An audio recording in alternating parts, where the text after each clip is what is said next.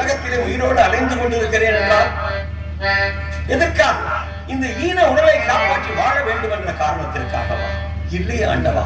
பிறகு எதற்காக? என் மன்னனை ஒரே ஒரு முறை பார்த்துவிட்டு இந்த உலகத்தை விட்டே போய்விடலாம் என்ற ஆவலின் காரணமாகத்தான் சூரிய உதயத்திற்குள்ளாக மன்னனை நான் பார்த்தாக வேண்டும். அப்படி பார்க்கவில்லை என்றால் இந்த கீர்த்தியை உயிரோடு இருக்கவே மாட்டேன் ஆண்டவா, உயிரோடு இருக்கவே மாட்டேன் ஆண்டவா.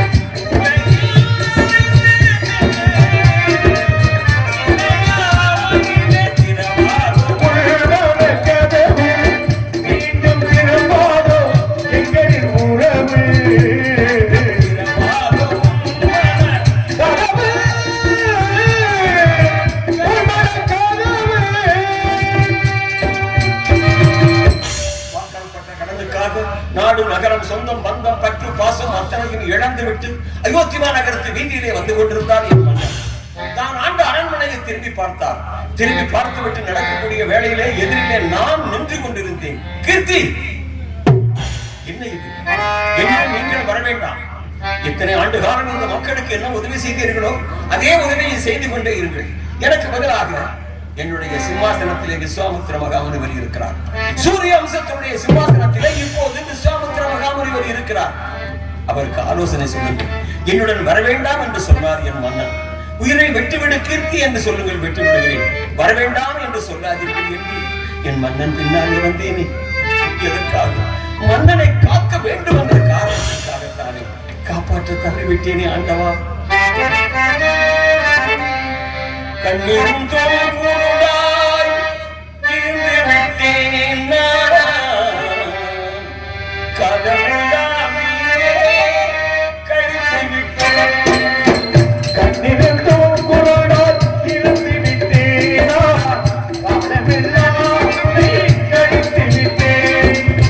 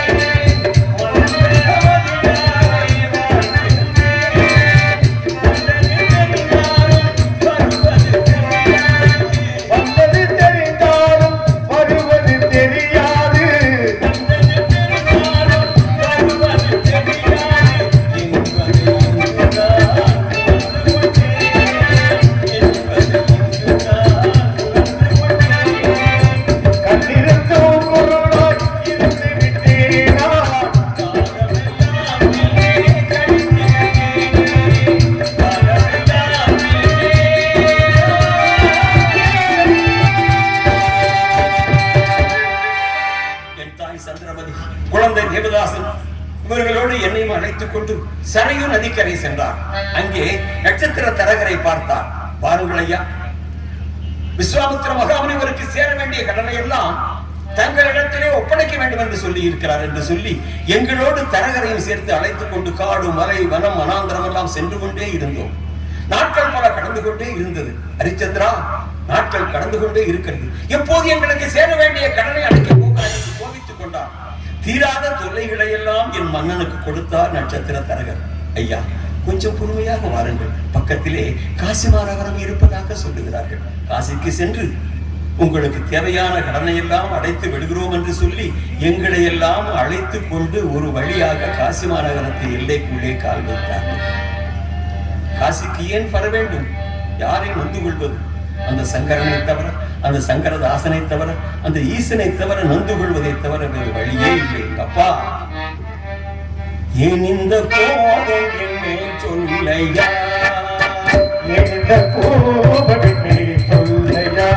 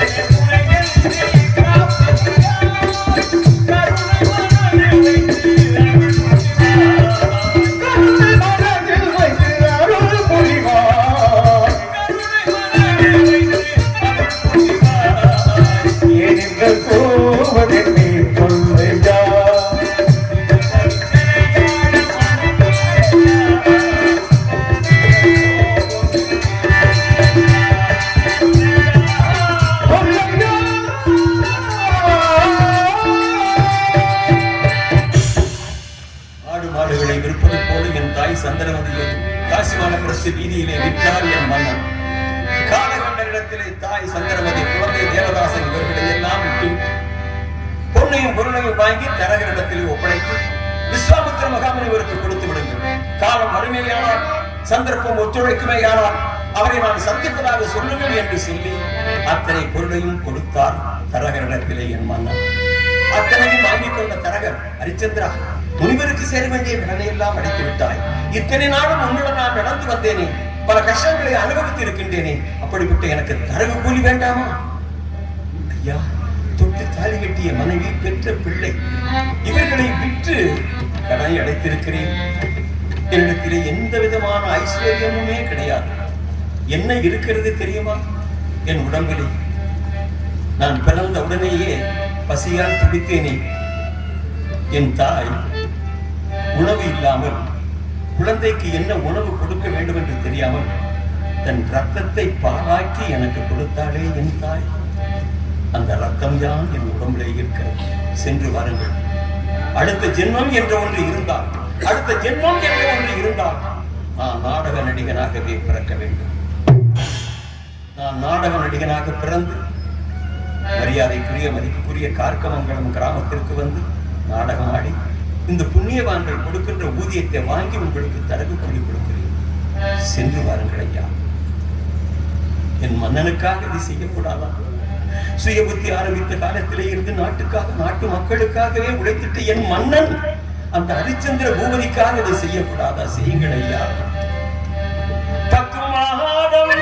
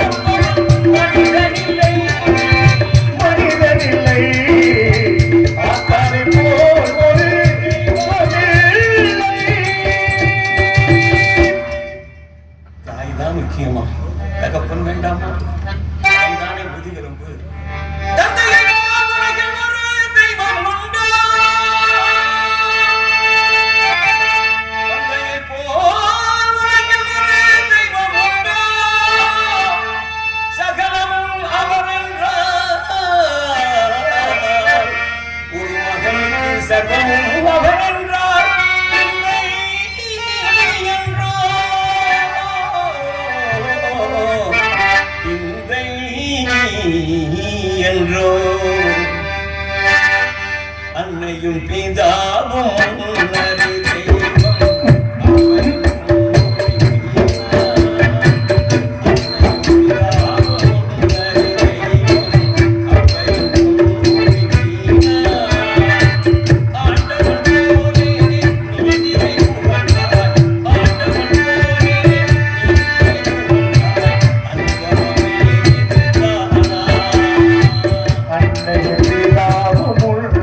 தெய்வம்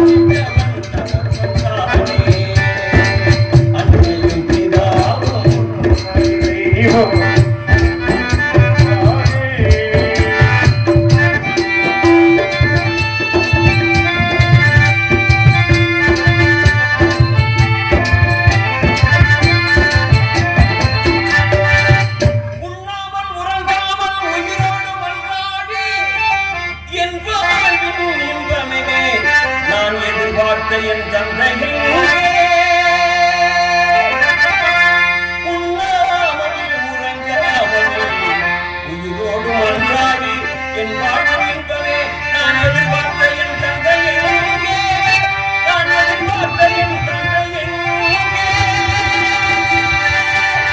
கண்ணீரை போலே